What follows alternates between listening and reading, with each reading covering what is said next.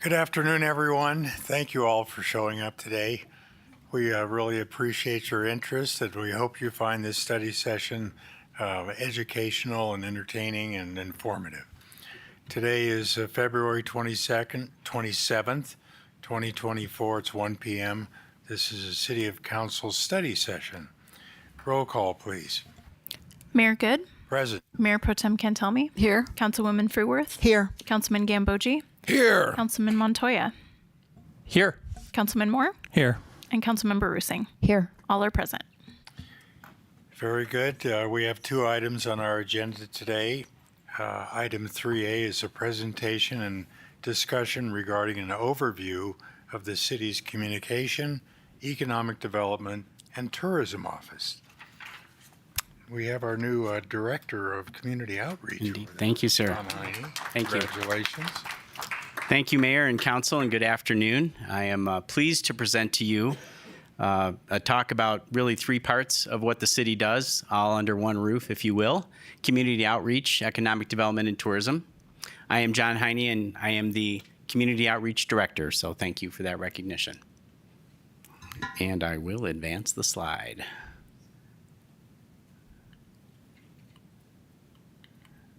Maybe. I will introduce Christina while I'm trying to advance the slide. With me on my left is Christina Binkley. Oh, okay, we have one that works. And we are two out of the three of the team, and we'll get to that. I'll brush past the agenda and talk about what we're going to talk about with the agenda first. Department overviews, structure and budget, strategic initiatives, trends and opportunities, discussion and questions. So we will get started right away. And maybe it's just the user.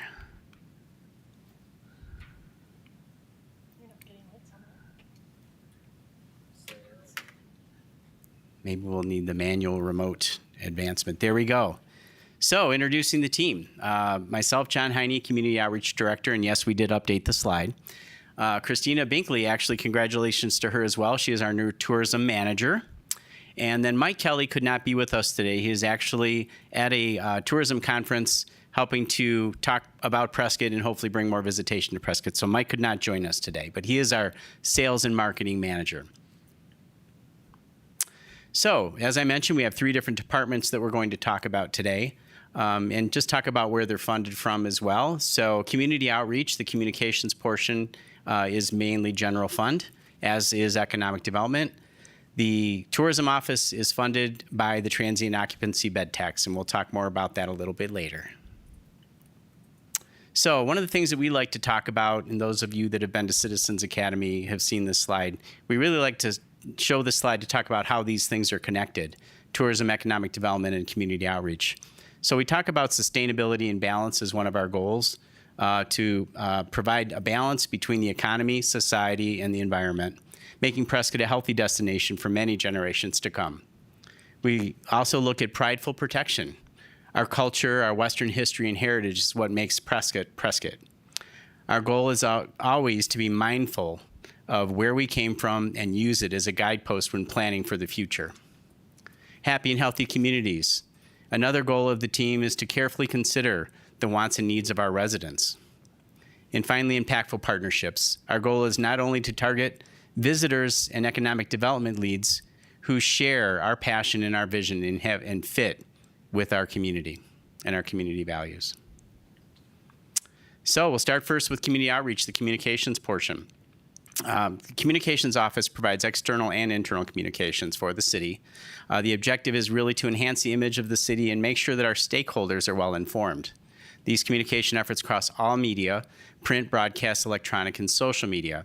I've got a few numbers here on this slide that talk a little bit about our social media and the number of followers. So the city official Facebook page, and that's important because we'll talk about other Facebook pages later, but the city official page has over 18,000 followers. The Instagram page, which is mainly attached to it, has over 6,600 followers. Our YouTube channel, this is important because all the city meetings, like this one today, will be rebroadcast on that YouTube channel. So we have over 710,000 views in the last year on that channel.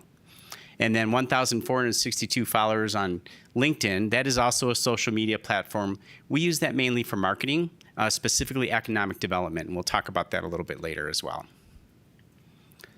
So our communication efforts include but are not limited to acting as the central point of contact for media requests, assuring release of accurate information from the city, working with city manager and elected officials on inquiries and strategy when responding to media inquiries, working with elected officials and departments to coordinate press releases and public information, and working with the mayor and other elected officials to submit monthly letters to the editor with 3 publications, mainly Daily Courier, Prescott E-News, and Quad City Business News.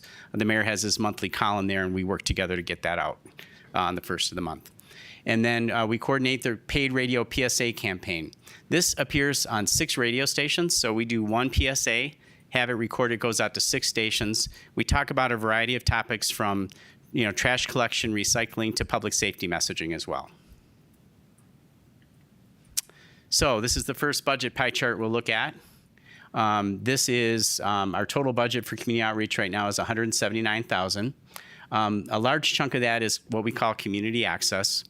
You may recall several years ago there was a Prescott Media Center. It was a nonprofit organization that actually did the work to rebroadcast their meetings, did community access television. They dissolved and the city took that function in. And so what we did is we generated a contract with Robert Milligan and Lynn Lemaster. Robert had worked with the Prescott Media Center. He's working with us today under that contract with the Arizona Communication Network. In Lynn's role, she does our social media for the city official page. And she also writes scripts for the mayor's video updates, for example, and other type of content that we do as well. So the next biggest piece of the pie is other services. That piece of the pie is really for the future. We're looking to gain or bring in some new services, one being a social media manager. You're going to see later that we have multiple Facebook pages and social media. We need somebody to kind of oversee all that and make sure that we're all kind of in sync and working on that. We have not moved towards hiring that. This would probably be a contracted position, but it would be for the future. It's in this year's budget, but likely will not get enacted in this year's budget. And then another one which will take place, which is underway. I know that at the strategic planning you talked about having sort of a community engagement dashboard, a 2-way communication where we can talk about projects, get citizen feedback, and respond. We actually have something underway. We have a contract underway with a company called Social Pinpoint. We're going to be working with Public Works Department, Community Development, Tourism to start bringing that dashboard up. So actually one of the strategic goals that you talked about is already underway. So we're working on that as well. I think that pretty much covers the budget. And subscriptions and memberships. A lot of the things that we do are subscription-based software, and one of them is called Canva. Canva is a creative content program. It's actually, this slideshow was created on Canva. This is something that the entire city is able to use, and that's part of our budget is paid for by the communications office. And also Vimeo, which does our videos. All right, any questions about the budget? Okay. Last slide for community outreach, we like to talk about trends and opportunities. So digital media, everything's online. Mobile devices primarily. So we want to continue to create content for digital media above and beyond what we're already doing. Short form content is in. If you've heard about Reels, short videos, and that type of thing it's definitely something that people are looking at. We're not doing a lot of it right now, but we're going to move towards that format. Opportunities for an in-house content creator. Lynn Lemaster is creating content for the city's Facebook page, but the question remains, do we need a content creator for all city assets? That's a question yet to be determined. A social media manager, as we discussed, to oversee everything that's being done and sort of make sure it's all moving in the right direction. Social Pinpoint, I mentioned that. That is the dashboard that we're going to implement for 2-way communication and community engagement. And then branding consistency. And this is the segue for Christina, talking about the branding of the city and how we look and how we appear to the outside world visually. So I'm going to turn it over to Christina to talk about that next.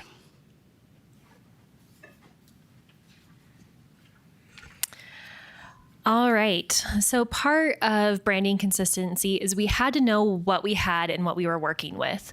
So we did an analysis of who our audience was. And the city of Prescott serves 3 audiences: the general public, visitors to the area, and then residents who live here. Now, we have 15 websites that represent city services. We have 32 social media accounts. Now, if you were to combine some of the audiences of social media accounts, we could have an audience of 61,000. However, because departments are operating independently, our current biggest audience is 18,000. Now, the issue with this is we have a lot of redundancy in communication and we have a lot of mixed messaging. So when things don't look the same on every account or every platform, it's confusing to the audience. To drive that point home, prepare yourselves for the next slide. These logos are all currently in use by various departments from the city of Prescott. They are all official. I will say not all of them are trademarked, which is another issue. And from the community's perspective, how do you know what's what? What's official? What belongs to the city of Prescott versus a private organization? And this is a lot. It's a lot to take in visually, and there's not a lot of consistency among all of it. So when we were looking at all of these assets, we found a way to start to combine them, to create some brand guidelines to kind of help other departments figure out a way forward.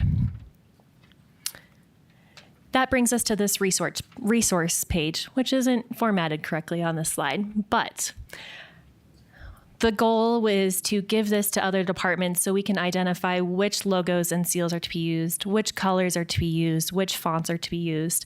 Now, this may seem like a small detail, but from the community aspect perspective, if everything looks the same, that increased trust and brand awareness and improves our professionalism. So this is our way forward, and we're currently working with all departments trying to get everyone on the same page and trying to figure out a way to be cohesive. So our hope is 6 months from now, everyone who's doing external content looks and is branded the same. And with that, I'm going to hand it back to John for economic development. I'll actually pause there since we're leaving the communications. Any questions about what you just saw? Okay, great. Okay, so we're going to shift gears to economic development. A definition that we like to use, there's many out there, but influencing growth and restructuring of an economy to enhance the economic well-being of a community. I think that's the most important part of this definition, economic well-being, through policies and proactive planning. So our past practice, current history, or current practice and past practice, we've had areas of emphasis for businesses. Light manufacturing, we have quite a few great light manufacturing companies here in Prescott, which we've had for years. So that remains an emphasis. Supply chain companies that help other companies that may already be here that need parts.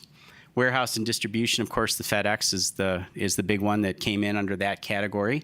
Aerospace and defense and aviation, those two together with Embry-Riddle here, with our airport here, those two categories have remained an area of emphasis for businesses and business attraction. Of course, retail is very important, and high tech has been an area of emphasis.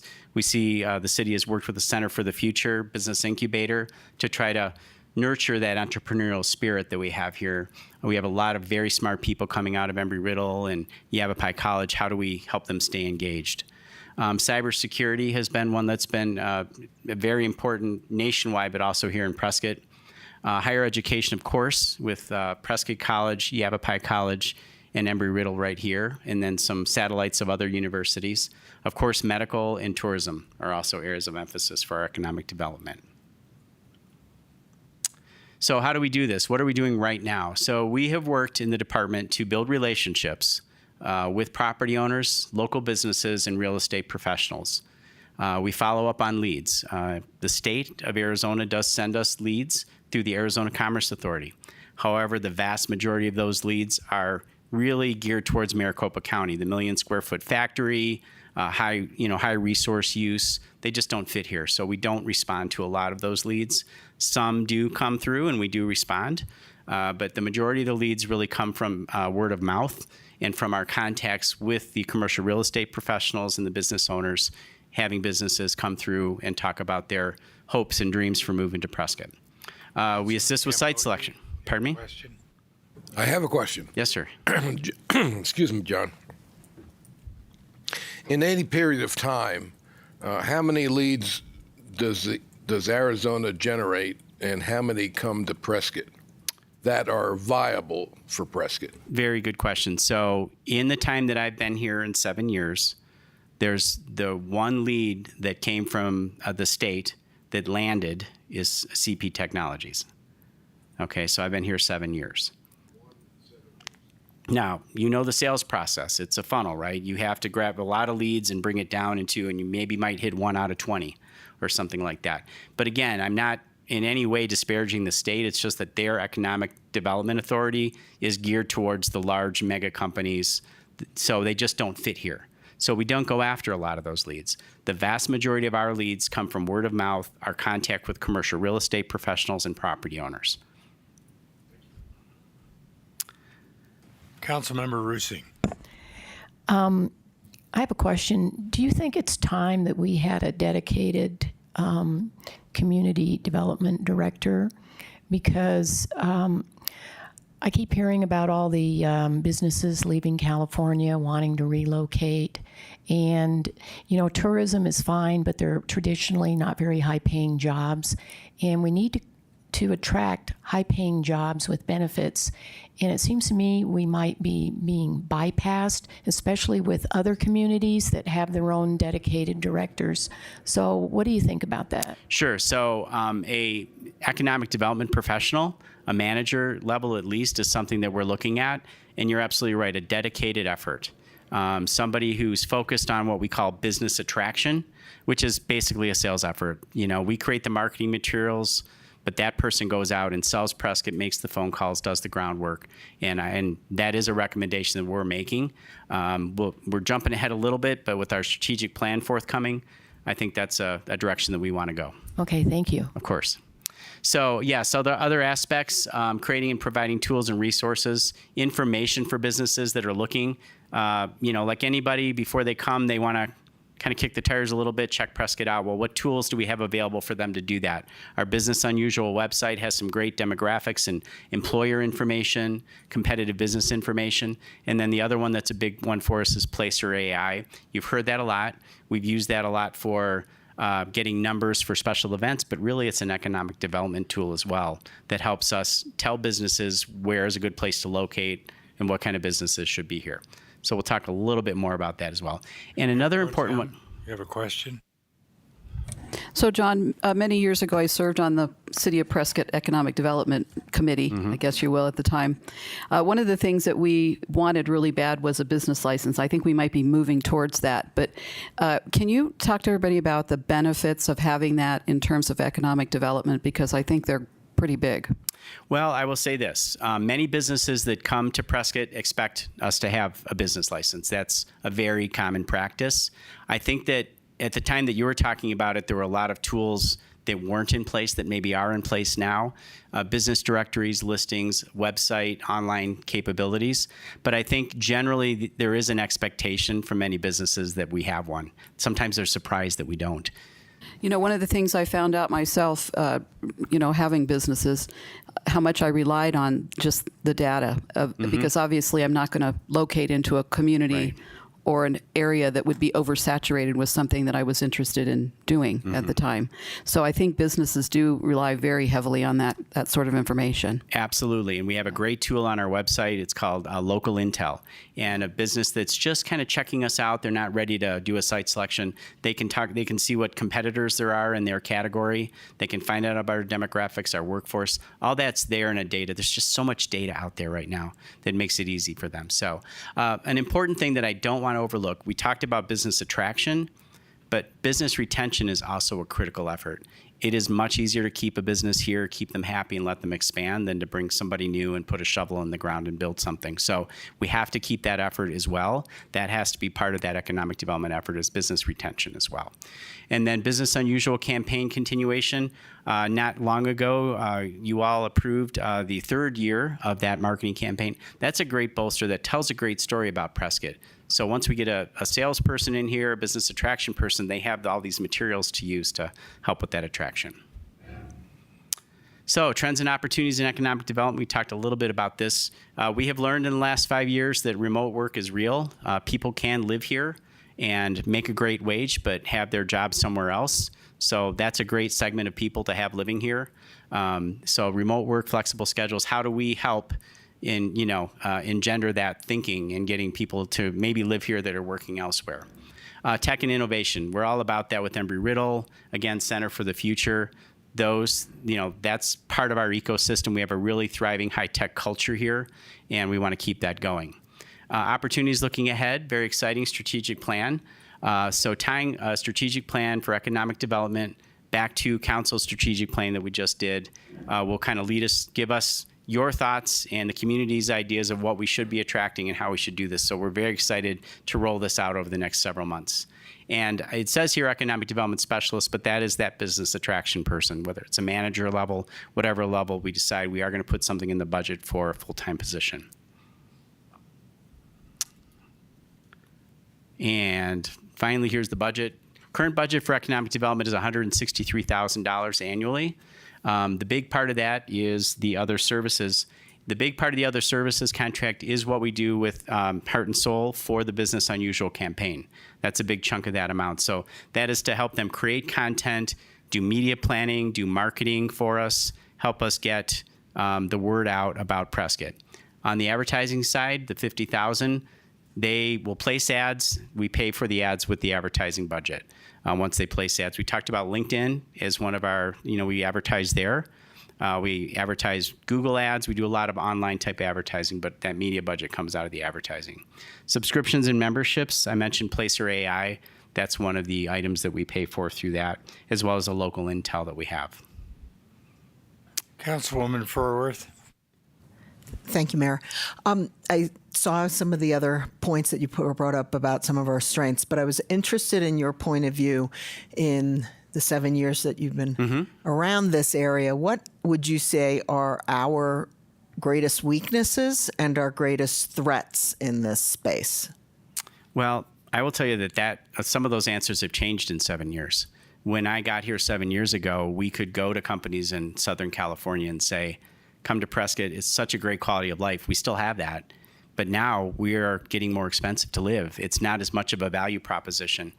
And, and it's difficult. Workforce is becoming more challenging because of the cost to live here. So the answers have changed over time, but I think opportunities are to improve our workforce. We have great educational opportunities. Now we need to find a way for them to live here and work here. And I know that we're working on that, with the workforce housing, but that is really critical, is having a strong, solid, engaged, active workforce. That's probably our biggest challenge, is to keep that going. But again, affordability has diminished greatly, for that value proposition. Any other questions on this one? Okay.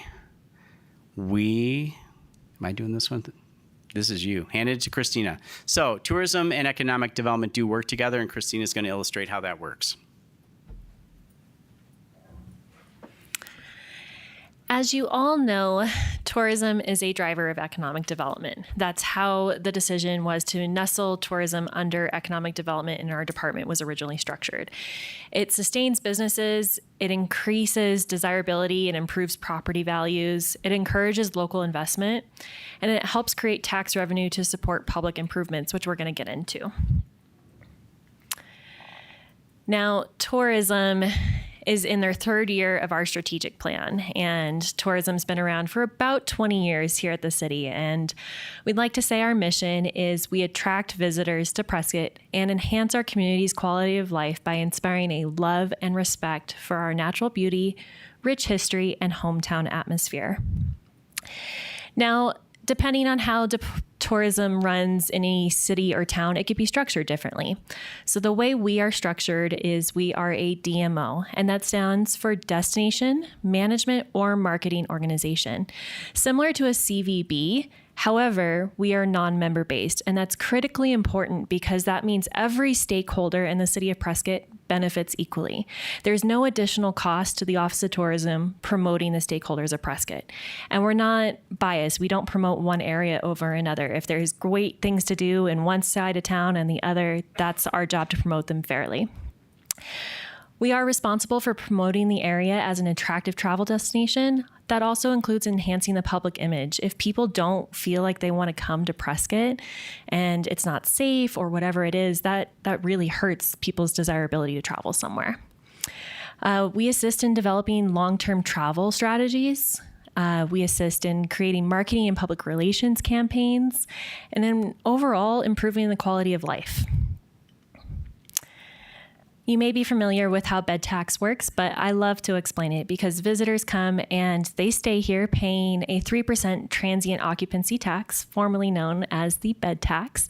Now, that does apply to short-term rentals and to hotels. The state collects the tax. The state of Arizona pays us back for it, the entire 3%. And then the DMO is required to use 75% of those funds for marketing to attract more visitors. This keeps the funnel of funds going. Now, these funds may also be used for capital projects, recreation services, and destination management. Bed tax can also contribute to grants, special events, and community attractions, which I'll get into more later. We also make sure to set aside a contingency for continued destination support. That kind of keeps us with a nice buffer, if you will, as daily rates change and the economy can fluctuate. We want to make sure that we have a continuing level of tourism coming to Prescott. So how tourism dollars benefit our local Councilman community? Montoya. Thank you, Mayor. Christina, I saw that you said 75% has to go back into the funnel, so to speak. What happens to the 25%, or is it just kind of that's what's required and as a real practice, it all goes back into the funnel? That's a great question. And we actually have a slide coming up showing the breakdown of how we distribute those funds. It's a guidance measure. There's nobody out there saying like this dollar amount needs to be exact. However, if it's not, that funnel does decrease. So we are probably contributing a little bit more than 75% back to the community, and a lot of it can be construed as marketing. So when I show you that next slide, I'll dive into that a little bit more. Sounds good. So how tourism dollars benefit our local community. Now, travelers to Prescott spend an annual average of $205 million on lodging, food and beverage, retail, entertainment, and local transportation. This $205 million in estimated spending at local establishments creates a total economic impact of $300 million statewide. Now, that translates to supporting 3,200 local jobs.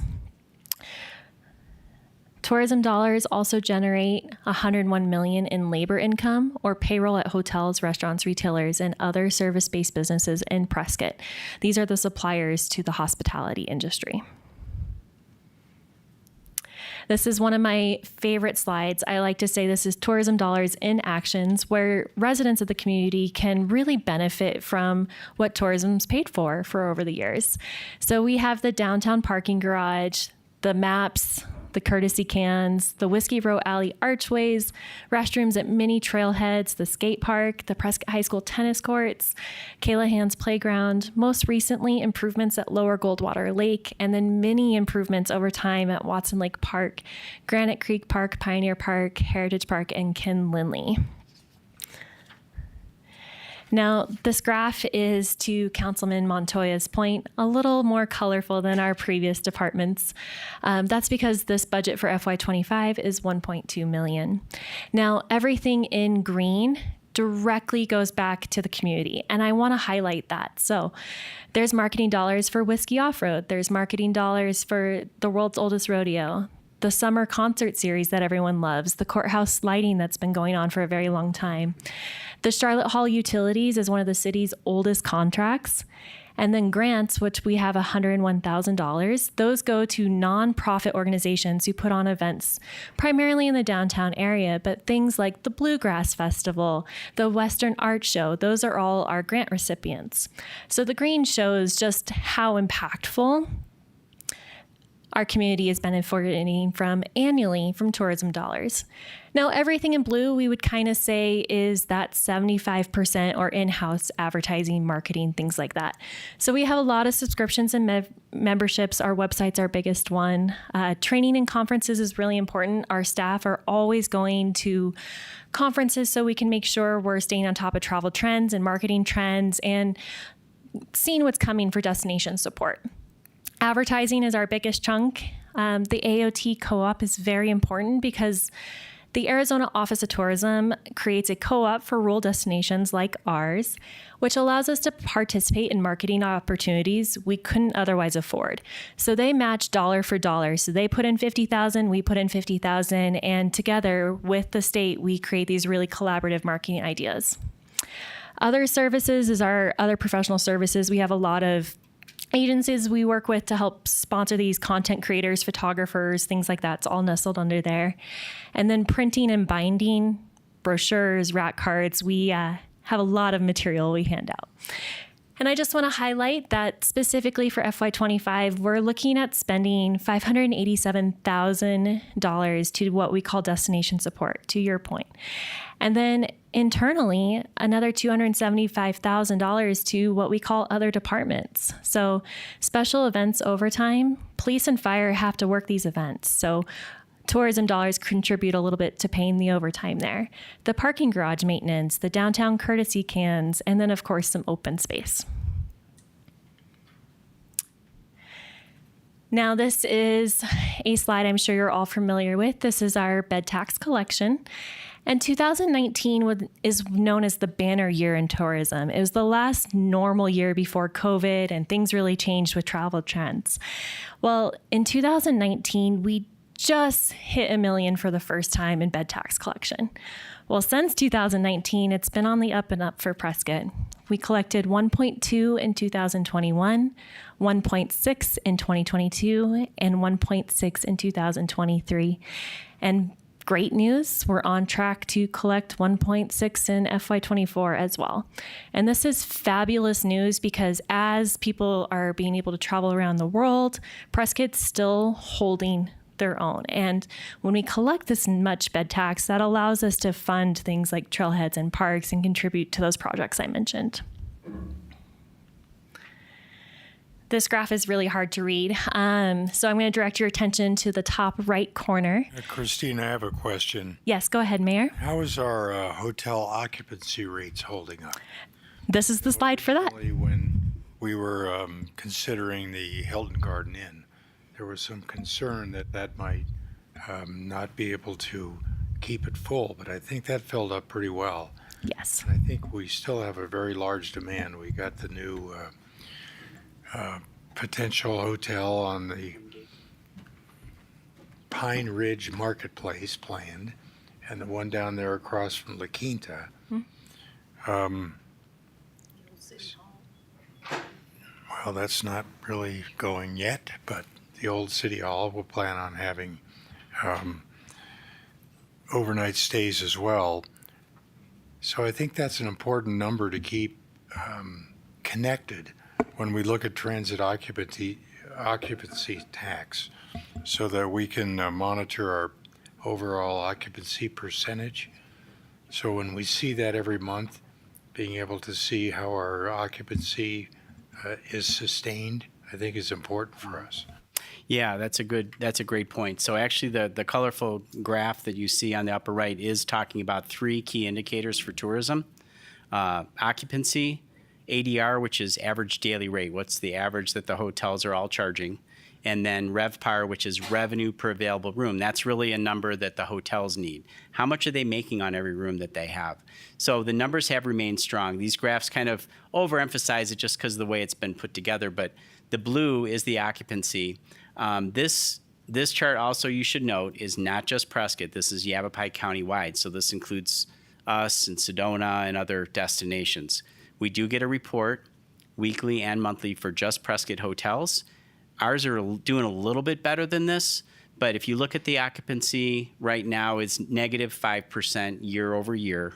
That's not a terrible number. I mean, if we're inside of 10% down, we're doing okay.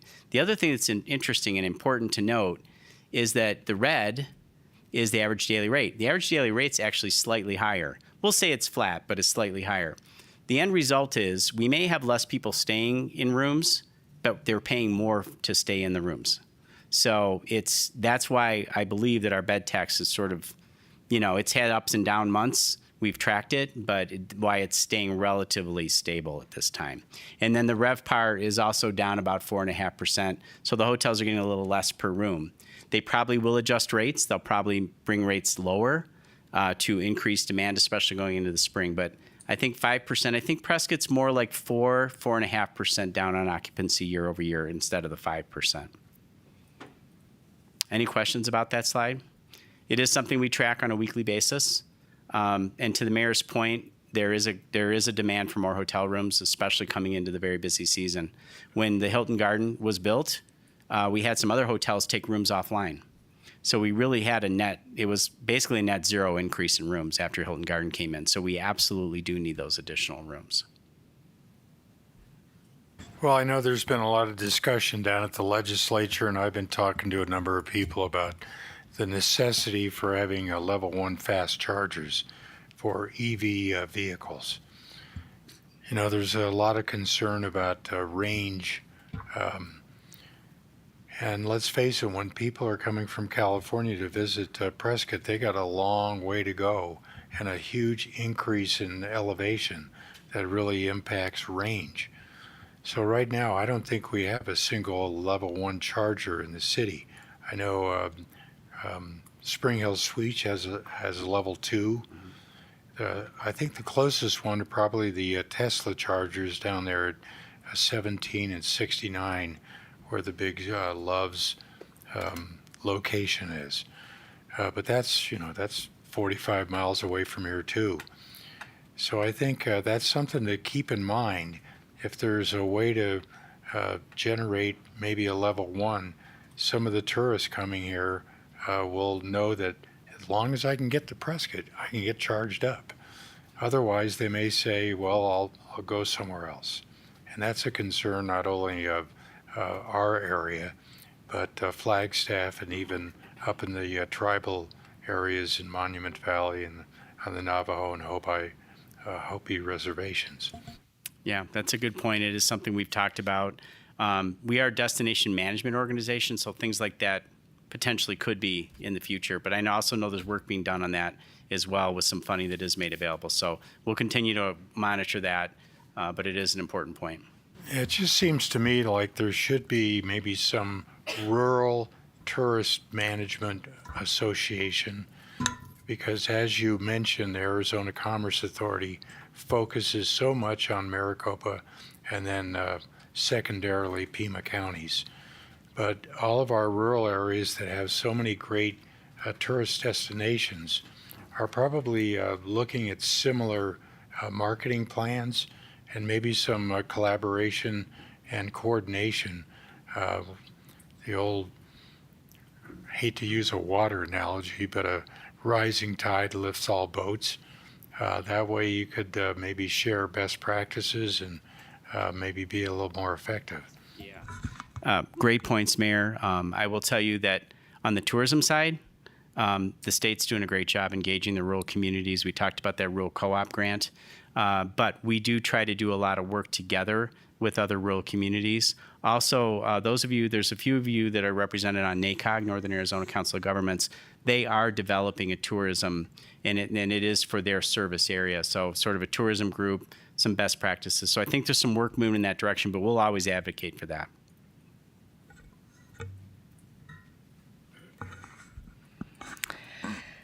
So trends and opportunities, like we mentioned with communications, digital media is where it's at. Lots of video, lots of short form content. Instagram Reels, Instagram is our biggest platform. And then the hot topic, if you will, is diversity, equity, and inclusion. And I want to take a moment to clarify that 1 in 5 travelers travels with some form of disability. Now, being the historic town that we are, we have some hurdles to climb trying to be more diverse and inclusive and equitable, but there are ways we can do that. For an example, the city of Prescott is the #2 colorblind friendly destination in the United States. And we did that by outfitting 7 of our venues with colorblind glasses. They're free to not only residents and visitors, but they can go try these glasses. And we've heard life-changing results of people being able to experience our destination or our museums in full color. So we're working on that. And then we're also working on making Prescott more accessible to people with communication disorders, such as autism. And this looks like installing picture boards or communication boards at parks and trailheads. We have a couple up in the community right now, and they've got great feedback. Sustainability. All of us have seen effects of over-tourism, and we want to be very cautious of that moving forward. We want to be cautious of that in our marketing material. We don't want to promote any one area of Prescott and have that area suffer down the road. So we're looking at ways to disperse travelers, to make sure that there's a plethora of opportunities so one thing doesn't become overutilized. And then as far as opportunities go, expanding those accessibility opportunities. Now that looks like more ADA compliant trails, maybe crosswalks, things like that. So we're going to try and be involved in any way we can to make the destination as a whole more accessible. And with that, John and I will take any questions for any of the three departments. Well, I know that the primary emphasis is on tourism, and rightly so. I mean, we're known as a kind of a premier ecotourism location, and that's only going to be even more enhanced when we get the Glassford Dells Regional Park established. That's one of the reasons why I decided to convince the other partners not to just call it the Glassford Hill Regional Park, because the Granite Dells are such a unique, iconic granite formation. Adding the dells in there would be a very effective marketing reference. So I think even more of that is going to happen. So how best can we attract the right kind of retailers? We know Sportsman's Warehouse has been pretty successful here. Of course, it's on the tribal land. And now we've got an REI that's located right next to them, which is a perfect complementary type of a retailer. So I think thinking more about those types of retailers, maybe Patagonia, Yeti, some of the other ones that would just be a perfect fit here. If we could reach out and maybe do a little persuasive marketing, we might be able to bring more of those related retailers. And of course, that I can't tell you, every time you go on vacation, you get somewhere and you go, gee, I forgot my X, Y, and Z. Where can I pick that up? And if you've got one of these tourism-related retailers, if you're doing off-road biking or hiking or whatever, it just seems like a perfect fit. And it would be nice if we were able to collect the sales tax here in Prescott rather than our neighbors over there in the tribal areas. Very good. Councilmember Rusing? Thank you. Mayor, you bring up a big point, a good point, and I'd like to also ask the team here, when REI came to town, they chose to go to Frontier Village. Did they even look at the, what's called, used to be called Gateway, Pine Ridge? Pine Ridge Marketplace. Did they look out there? Are we working with the new owner out there at Pine Ridge to, because he's got a lot of retail space and he's doing a lot of improvements out there, and it seems like that would really be a wonderful place for something like REI, but unfortunately they, went to the Frontier Village. Yeah, no, good question. When a retailer like that comes into town, they do a very comprehensive search. They work with commercial real estate professionals, which is why we stay close to them. We were aware that they were looking around, but a little too late. They had sort of already made their decision. I think they made that just from a company philosophical perspective on being on tribal land. Their conscious capitalism kind of brings them in that direction. However, the Prescott, the former Gateway Mall, the Pine Ridge Marketplace, that owner came from a retail background. His family owned furniture shops and furniture manufacturer. He's very committed to reviving that mall and bringing solid retail there. We absolutely are working with him. He has a great team that's doing the business attraction. So we try to be in an assistive role with them. But again, as we look to the strategic plan, if retail is sort of the primary focus, we're going to have that come through in the strategic plan, and we can definitely put our efforts in that direction. Councilman Gambogi? Thank you, Mr. Mayor. John, Christina, I try to always ask open-ended questions. I'm struggling with this one. If you were to create another pie chart that segmented tourism, like how many people come up for the day, how many people come up for the Whiskey Row off-road or Whiskey Row marathon, or for rodeo days or special events, versus people that come up and spend a week just to take in the Circle Trail or Granite Mountain. What would that pie chart look like? It's a really good question. So Placer, we use that for, and I might have Christina jump in on the technical side. We do use Placer, and that's geofencing software, to determine how many people come to the art show, the weekend art show. We know where they're coming from. We know where they're going to go to afterwards, how long they stay. We know if they're residents of the area, or if they're coming for the day, or if they're coming for overnight. So we have a lot of that data there. I don't know whether we've parsed it out for, are you coming for a special event, or are you just coming to enjoy the beauty? I'm not sure we have an ability to parse that information, but there's so much data out there about how they spend their time, how long they're here, what they do when they're here. I think there's a term, data mining. So we've been able to get a certain amount of information specific to the events to help us, but there probably is some information in there as well about that. If I think about for day trip versus overnight, the way we decide a day trip is someone is coming usually inside of 90 miles, they're just coming for the day. If they're outside, they're going to spend the night. So we do have like a breakdown, isn't it? About 40 for day trip versus overnight on average. 40. Like, is it about 40% day trip or 40% overnight? No. Do you have any idea? I'm putting her on the spot. The point is that we have a breakdown. We know who's coming to an event for the day and who's going to come and spend a few nights because of how far they live. So we can get that information. Councilman Moore.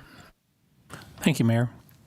I just wanted to piggyback on a statement that Christina made, that as we're working to increase ecotourism or just tourism in general, that we want to be careful not to have the place overrun.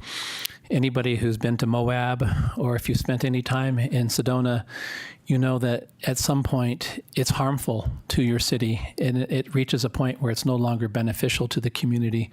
I used to own a store in Sedona, and it was very hard to get through Sedona during the middle of the day. And then the biggest problem was, of course, the ATVs and all the rentals of off-road equipment, and they're using all the city streets and ripping through town and making all kinds of noise and pollution. And so I think it's really important that as we focus on tourism, that we focus on clean tourism, like hiking, like the mayor said, the new regional park, things like that, that really won't be harmful to our community and create a negative impact. Councilwoman Furworth. Thank you, Mayor. So I just want to make sure I have caught the key aspects of what you need from this council. One, you'd like the staffing for an economic development manager. You'd like to continue the dollars that are being invested. And the third one is our economic development strategic plan. Mm-hmm. Is there anything else that you need from us? I appreciate that question, and I think that's a great start. I think we're going to learn a lot from the strategic planning process about what we're going to need in the future. So I think we have everything we need to get started. Well, very good. Thank you for a very thorough and in-depth presentation. I would like to see that occupancy chart that's really focused on Prescott alone. It'd be good to compare it with where the overall county looks. Absolutely, we can do that. So thank you, and we look forward to a great spring and summer, and hopefully we'll get back up into the positive numbers shortly. Thank you both. Thank you.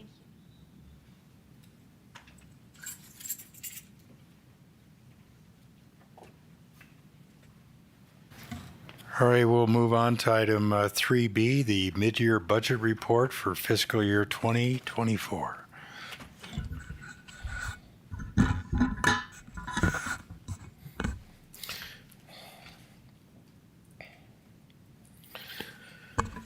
Thank you, Mayor. It's an exciting day. Any day we can talk about budget. It's just really exciting. Today is kind of our mid-year touch point with you guys. Go into a little more depth in our bi-monthly report that you all get as part of our bi-monthly stuff. Also, going to look at the first 6 months of the year in summary and try to give you an idea of stuff coming up with our next budget year. As we look at this, these are considerations as we get into 2025 budget. A lot of things to talk about here. You know, legislative attacks on cities are rampant every year. Last year, you'll remember we lost ability to tax residential rentals. That's about, $2.2 million a year that we lost, 1.1 in the general fund and 1.1 in the streets fund. That is going to impact our ability to do some projects. It is going to impact our ability to hire police and fire and even, everything in the general fund. So this year, we've done pretty good keeping the attacks from actually coming together, but just to give you an idea of some of the things the legislature was trying to do. They were trying to change prime contracting back to making it a retail instead of a contracting base, especially related to alterations. There was a bill about remote sellers, so people who sell stuff in Arizona from outside wouldn't have had to pay local taxes specific to areas. It was kind of a general type thing. Probably the scariest thing that was brought forward, fortunately it didn't go forward, was to exempt all car sales. Car sales are a huge part of how we provide daily services. That would have been terrible. And there's always other attacks, giblet and other things. Reduction in state revenues. We talked about this during the budget process last year. If you guys will remember, we separated revenues into recurring and kind of one time because we knew they were going away. This next year, we're going to see a $2.5 million reduction in our share of state income tax. That's related to economic activity. It's related to a flat tax.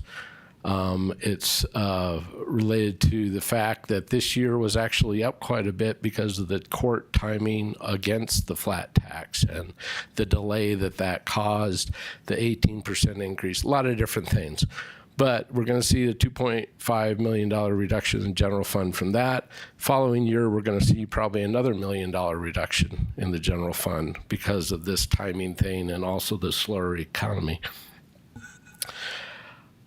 Continuing funding in the employee market compensation. This is something council did a few years ago. We're trying to keep good employees. To keep good employees, you got to have a good work environment, but you also have to pay them a competitive wage. We want to try to keep that in the budget this year. That'll be a challenge as we look at it. We use the Phoenix area CPI. It's about 5.2 as we're looking at the new year. That's a number we got to come up with. One of the city's primary expenses is personnel. We spend close to $60 million a year on personnel. Big numbers, a lot of employees through the city, but it's important to have good employees. We're a service organization. If you don't have good employees, you can't provide service. So it's something I know council's been interested in and we want to keep. Capital, when we looked at funding airport capital is huge. A lot of talk about the airport. Last year, the airport capital was about $122 million. How are we going to fund that? How much of it's going to be grant? Not as much as we'd like, I'm afraid. That $120 million is going to have to come from somewhere. Is that more important than public safety, the police and fire? Those are decisions we'll be looking at and grappling with this year. The public safety expansion needs. We've got a slide later in this. $100 million is what your police and fire departments say they need in capital investment over the next 6 years. Where's that going to come from? How are we going to pay for that? It's going to be a fun budget year. I'm glad you're all here. We're going to enjoy it as we get through it.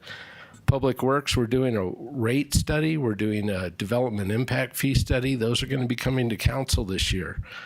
There's huge capital needs there as well. I like to say a quarter of $1 billion for dramatic effect, about $250 million over the study period. Big numbers. Again, it's not like our rates are low. This isn't going to make them lower. It is going to be something council has to deal with this year. And of course, on top of these huge issues, we have other capital that's been discussed. The Granite Dells Gateway Park. How are we going to fund that? Is it going to be grants? If it is grants, that's great.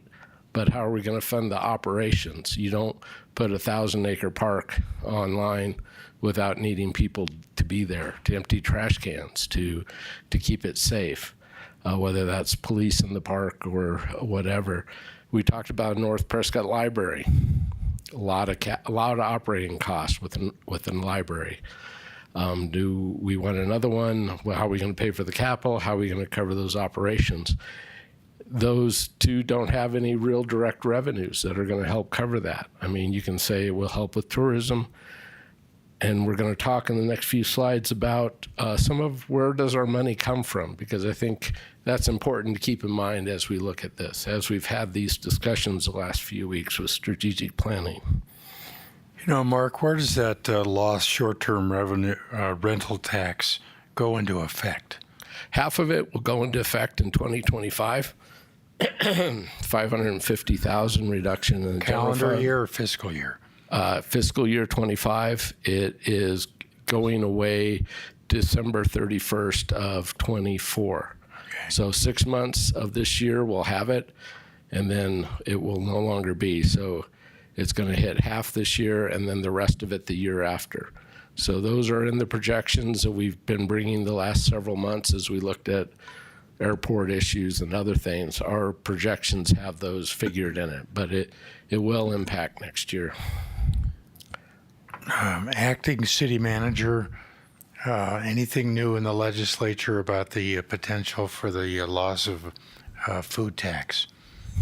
Fortunately, no, Mayor. This year, that was a concern coming into the session. Last year, that was a big fight that fortunately cities won out on. And fortunately, I haven't seen anything coming this year for the food for home consumption, and we're going to keep it that way, even if it did pop up, because that is a 6 million total? 6 million total, 3 in the general fund and 3 in streets. Yeah, but luckily nothing as of yet. I mean, car would have been probably worse than that. And we're gonna talk about where does our revenue come from. You know, our economy has a lot of facets, whether it's tourism, whether it's educational entities, whether it's the airport. We have a lot of things. Where does our money that we spend for police and fire really come from? I wanted to cover some of that today, so we have a few slides on that. First of all, I wanted to catch everybody up on the PSPRS liability. We got our statements, of course, back in December. We are down from $86 million to $3.8 million. And we have an additional $2 million still to come from the state over the next 2 years. So that would put if we count those, that'd put our unfunded liability about 1.8. We were supposed to stop at about 1.5. Did okay, got pretty close. I think we did okay with it. And appreciate the voters' trust in us that it was the right way to handle this and it was the right thing to do. And looking at that, I have what we call the thumb butte of pension rates here. This was our history of pension rates. As you can see, fire went up to almost 100%. Every dollar we paid a fireman, we sent the pension $1. It was devastating the general fund. As we said during the elections, if we can bring this down, those rates will come down to a reasonable amount. As you can see, it did what we said it would do. Police is actually down to being the same as Arizona State retirement rate, which is what we pay on all of our other employees. Fire is a little higher because we have that $2 million that hasn't been paid yet, but we expect that to come right down to about that same level. So we were able to achieve what we promised. So, let me move my notes here. Next 4 slides are the ones I was talking about. I want to talk about where does our revenue come from in the general fund. This is our taxable activity. It's an average over a 3-year period to not be affected by any 1-year anomalies. As you can see, 62% comes from retail. That retail includes a lot of things. Some of our big retail, the Costco's. We have 2 Walmarts. We have 2 Fry's. We have 2 Safeways. We have a lot of things which would be devastated if food tax went away. But we have a lot of things that we have intentionally attracted over the last many years through economic development because of the fact they bring revenue in from non-citizens, not necessarily tourists, but people who live in the county, people who live in Camp Verde come here to shop at Costco and other things like that. And those Costco, the Walmarts, both the Walmarts, a couple of the auto dealers have all been part of economic development that we've done over the years. That's always gets challenging with changes in the laws, but we have done a lot to keep the retail base as big as we have. Again, everything's important, but you can see hotel, motel tourism there. It's about 2.3% of our overall tax base. Again, it's important. It obviously adds to the restaurant area as well, which is 6.9, and partially to the retail. But, tourists who forget a comb or something other people might use, but not me, and they need to stop and buy one, they don't add to the big retail, but they do obviously hit the retail as well. This is a page out of our annual comprehensive financial report, which I'm sure you all recognize because I'm sure you all read that every year as we put it together. These numbers are in thousands. So as we look across the bottom row there on 23, that's get my glasses on, $2,397 of taxable activity. That's taxable activity in the city. That's a great number. It's very impressive. It allows us to do a lot of things other communities cannot do because we have that huge of a number for our base. An area of concern, which we put on there every year, is we have 16,000 taxpayers. Every year we get reports from 16,000 different taxpayers to pay sales tax. A lot of that is online. A lot of them are small. 10 of those taxpayers, 10 of them make up a third of that number. What happens if we lose one of those 10? What happens? Honestly, that 33% is a little high for me to feel comfortable. Not much we can do about that except diversify as best we can. But as John mentioned during his presentation, retention of manufacturing, retention of retail is also very important. That would change the way we plan things. If you look at 10% Councilman of that, Gambogi had a question. Hey, Mark, could you go back to that pie chart? yes, sir. What's the difference between residential rental and rental of personal property? Personal property are personal property. It's like cars, it's copiers, it's things that you rent. Not related to residential. No. Nor commercial. And again, the 4.5, we're so lucky it's going away. It'll give us a chance to learn how to live with less. But that's that 1.1. What? That rental, was that people renting homes? Either That residential long-term or rental, short-term? that residential rental is people renting homes longer, not hotel motel, not 30 days or less. This is apartments, houses, rooms at Touchmark, Alta Vista, any of those places where people rent. Sure. And again, it's important to see where these monies come from as we look at an economic development strategic plan and what needs to be diversified. What do we need to play on? Where, how can we improve it? I was saying 16,000 different taxpayers. If we look at 10% of those taxpayers, about 1,600, they pay 95% of all this tax. So when you look at taxpayers, which I do every month, we have a lot that pay a lot, and we have a lot that pay a very little. The diversity is something we need to work on as we work through economic plan. All right. So this is a comparison of the tax. So, Mark, what year did the Wayfair decision kick in? Is it like 20 or something? 19? It 20, I think. Yeah. And again, they report, and looking at this sheet here, you can look fourth up from the bottom. Online retail, Department of Revenue split it out when that Wayfair decision happened, but they split it out. A lot of those companies were already paying. They were just in the general retail, and they moved them out to that online. Wayfair decision happened. It was a recapture of revenue we had lost over the years because our state legislature failed to make sure none of them are here. I really wouldn't care, but they have failed to act to start taxing internet sales. And again, I've been in sales tax administration since the 80s, and it's something that came up.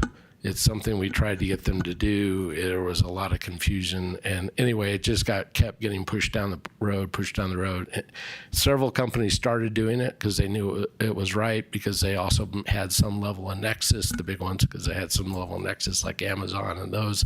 So they started paying.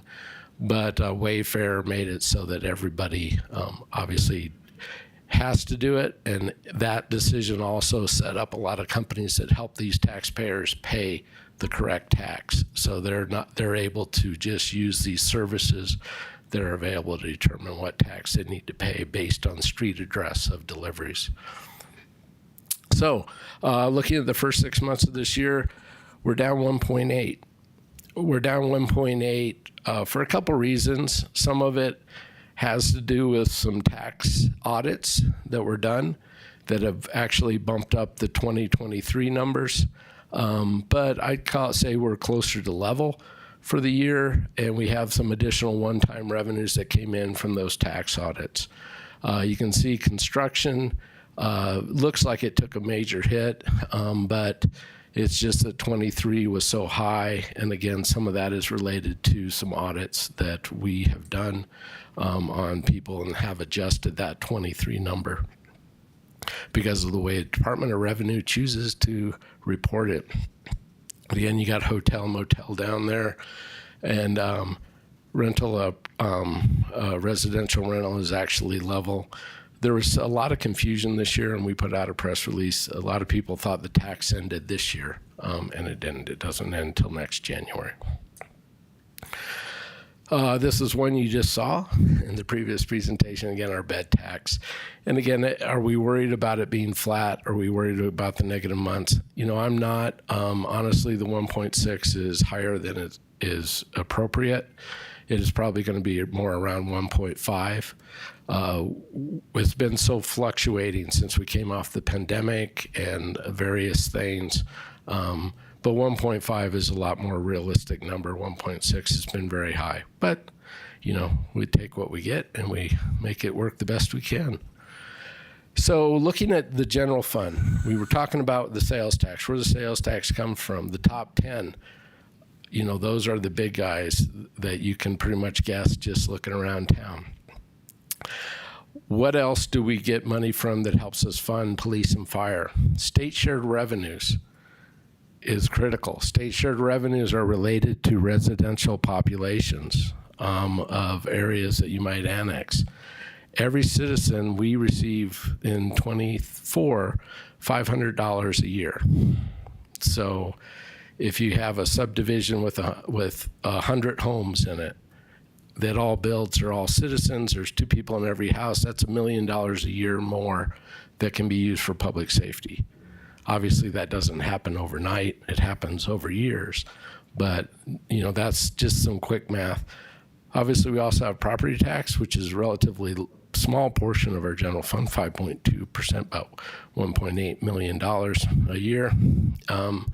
Important, can't really adjust it up more than 2% a year. That's allowed by the Constitution, franchise taxes, and then some other minor revenues.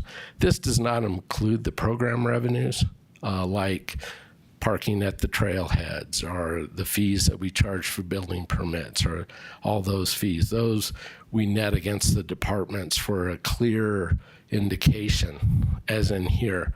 You know, you can't have revenues from the library if you are looking at a library number. You need them netted against expenses, because if you get rid of the library, you don't have those revenues.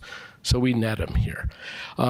This is where those revenues go, that $41 million of revenue that you saw. 74%, 74.3 go to public safety. It's about $31 million a year of operating cost in public safety. Recreation at 8%, 8.8, about 3.7. The library is at 5.6. It's about 2.3. Then all the other areas that you see there. And again, as we get into this next year, you know, this will be the stuff that we talk about going forward. We talked about this public safety. Councilman Moore, you had a question. Thank you, Mayor.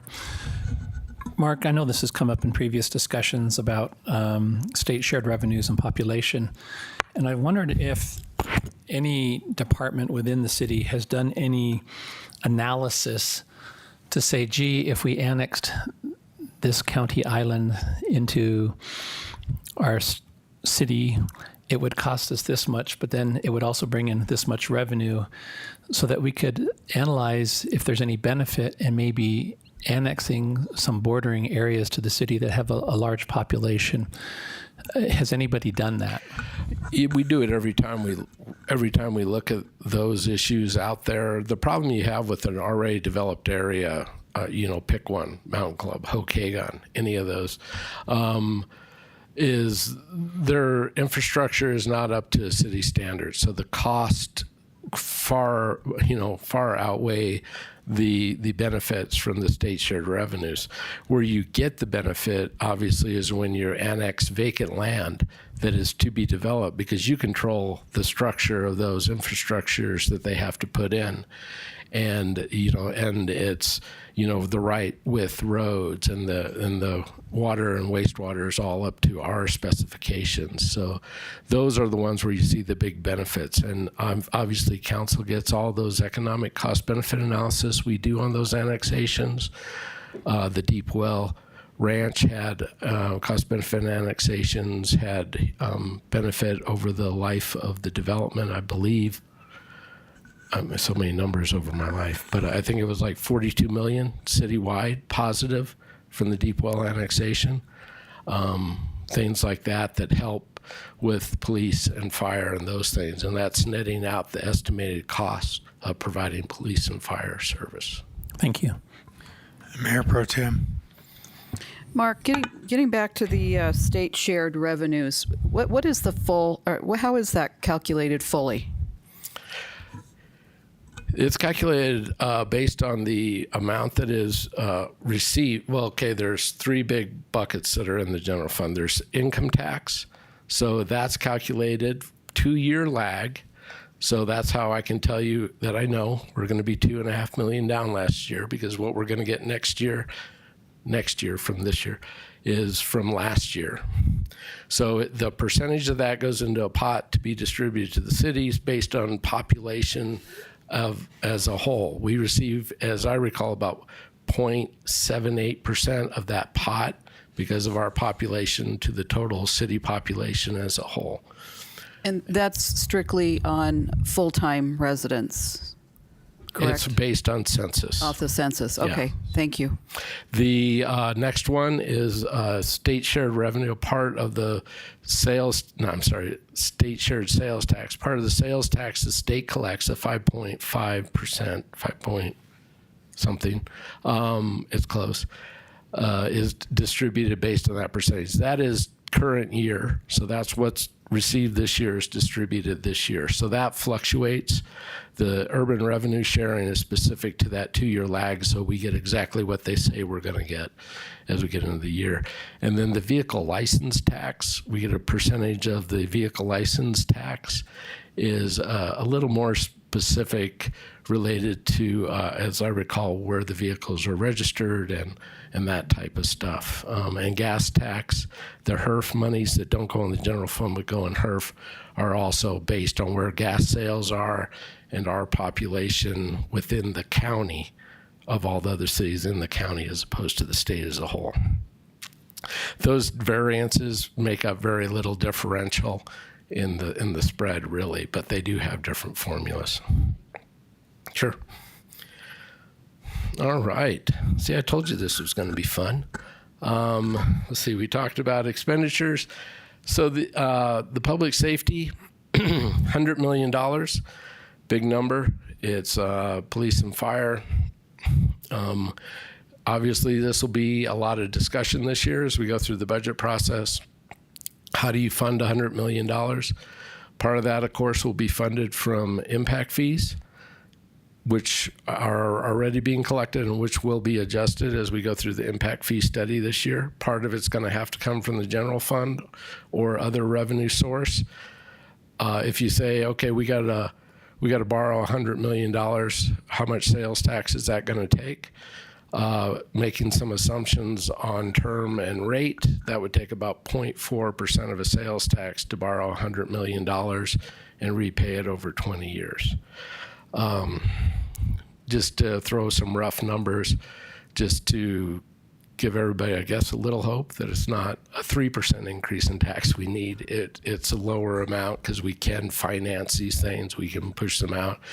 Obviously, if you're going to build this much infrastructure for public safety, you're also going to need some more personnel.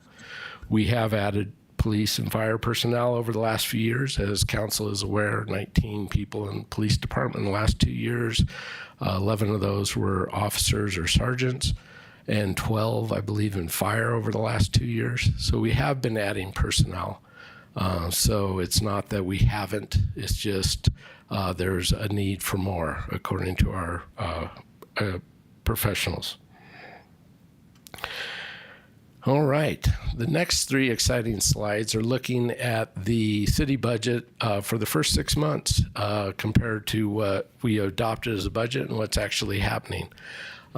This, of course, like I say, a lot of this stuff that we're talking about today is in that bi-monthly report we send out. I just wanted to go in a little bit more detail on some of these things.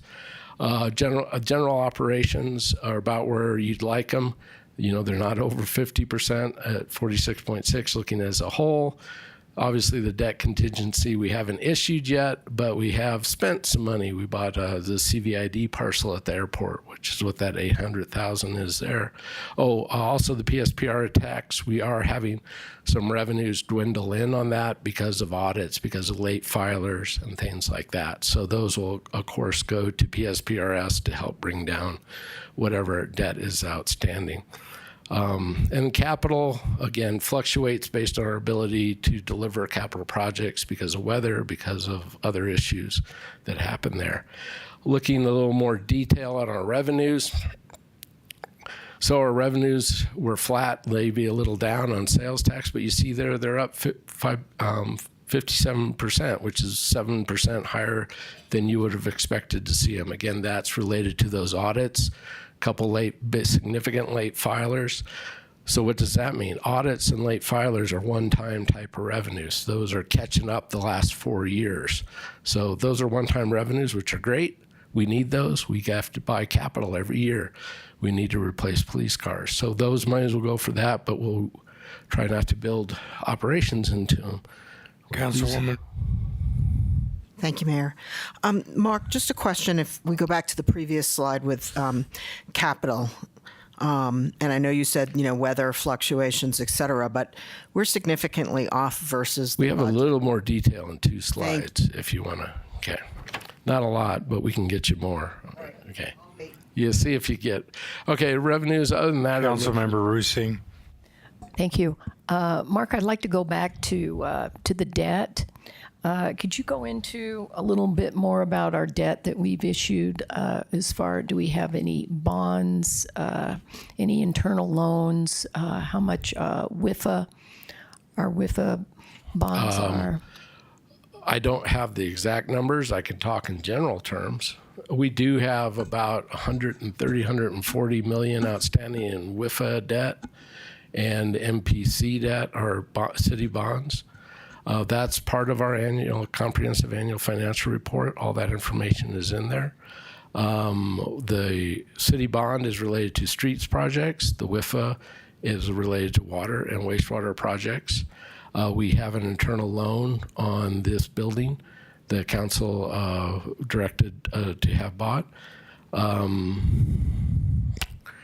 Again, I can come back with a more detailed debt presentation if you'd like. I mean, we've done that before for council. I believe 2 years ago we did one in June. We had Kurt Freund from RBC come and we got you a debt book. Were there specific areas or questions? Yeah. Are you comfortable with our debt ratio that we have right now? I'm never comfortable with that, but that's just me personally. We have a $600 million balance sheet. We have $150, let's say, $1 million in debt. It is significant. It's going to be part of the utility rate study that we talk about. We're going to talk about debt. We're going to talk about debt coverage ratios that have to be achieved. I am starting to worry at $150 million in our enterprise funds. That is going to impact how much people pay every month in utilities. We are the highest in the area.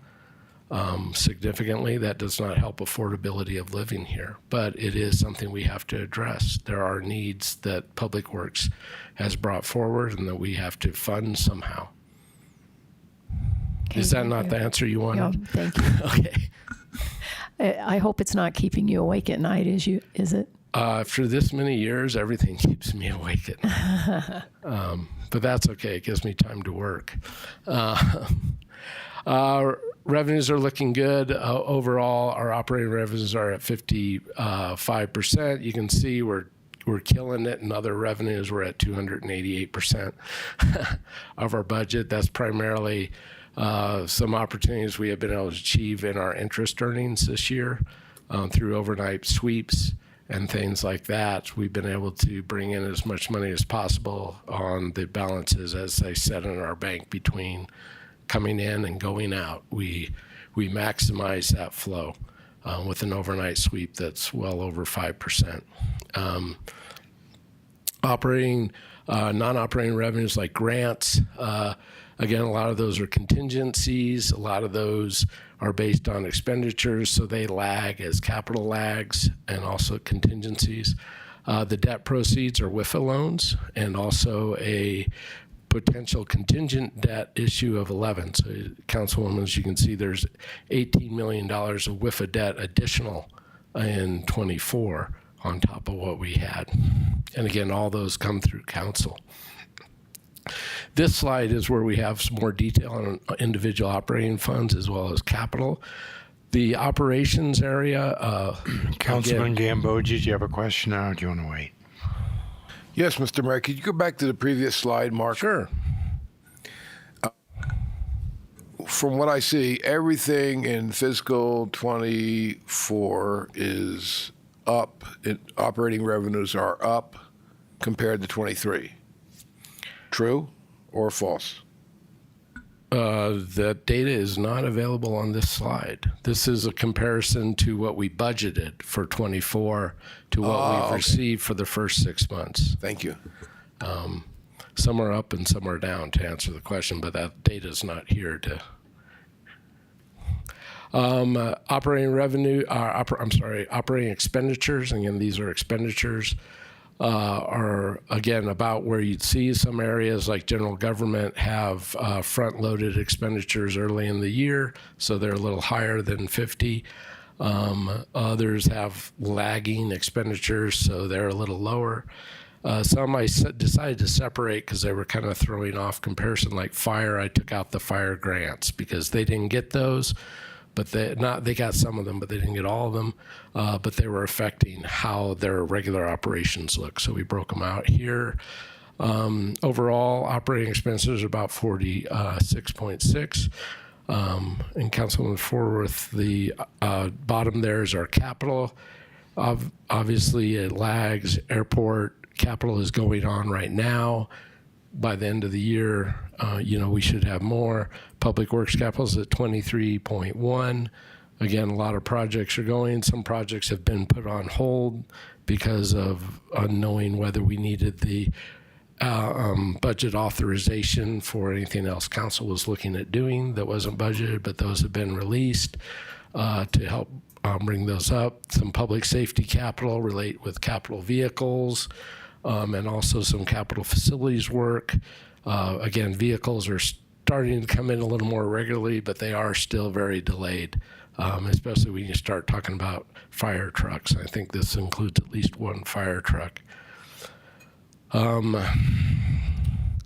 Debt issue contingency, again, there's that one piece of property again that is sitting there, and then the grant contingency we talked about. Any questions? I can go into more detail, but it's really a very high level review or summary, and I can also get with any council members who want to get into more detail. We can sit down and get you whatever detail you want on this stuff.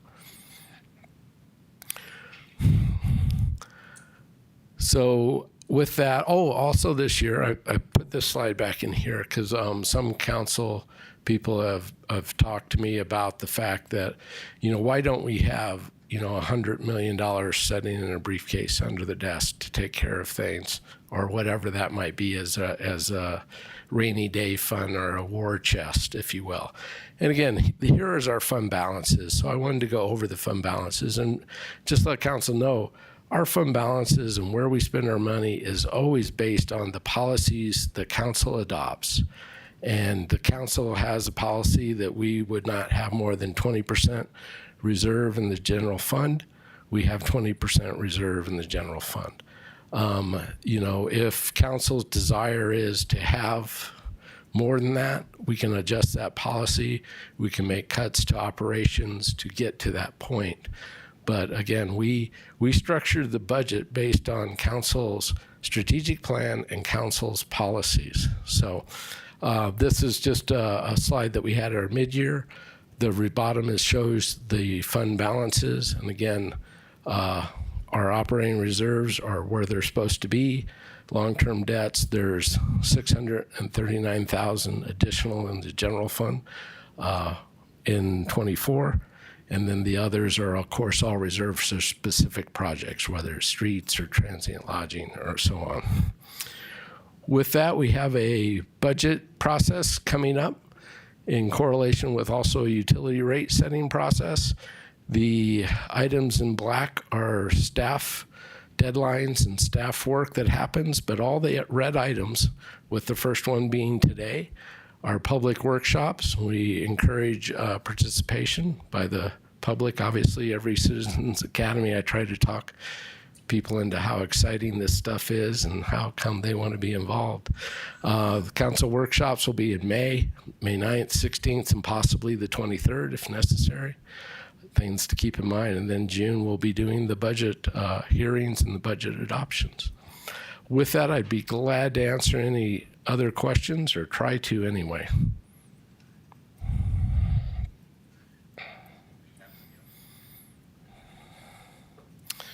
If not, thank you for your time. Thank you, Mark. I think relatively in general terms, we're pretty close to being on track. You're right. I agree with you. I'm kind of a Dave Ramsey kind of guy, keep those debt levels as low as possible, because when you're budgeting out for 20 years, and boy, the things that we've seen on the national level and the national debt that have just occurred in the last 4 or 5 years are just so dramatic that we always have to have a reasonable amount of contingency and not just believe that everything's going to continue to proceed in a predictable manner. Absolutely, Mayor. Couldn't agree more. And it's obviously an area that council would like to see. I will definitely include something in our budget workshops to summarize the debt levels as we get through the budget process, because it is something we're going to have to keep in mind, because the budget will have additional debt in it for public works, for water and wastewater, and we'll be talking about a lot this year. Councilmember Rusing. Mark, I'm not going to let you off without having a loaded question. Sure. We have one of the lowest tax rates here, 8.35% in the area. Do you anticipate us being able to keep that at 8.3% to achieve what we need to do to keep our level of services high? Or do you feel that in the future we may have to have a tax increase? It all depends on what council's feels are necessary. Obviously, any tax increase has to be voter approved, so we will be at 8.35 until the voters say we will not. So that would be a role. Obviously, we present the facts and the voters make the decision. If we want to do $100 million worth of public safety capital, you're not going to be able to do it at the 1% in the general fund. So you're going to have to either you could do it with a sales tax collection, you could do it with a property tax collection for the capital projects. You can't do that really for any operating needs the council feels are necessary over the capacity of the general fund. So there's a non-answer for your loaded question. Thank you. Thank you, Mark, and I'm glad to see that Lars is wearing a tie and he's staying in the audience. Yeah. So thank you for that presentation. Do we have any public comment? We do not. Very well, then this February 27th study session is adjourned.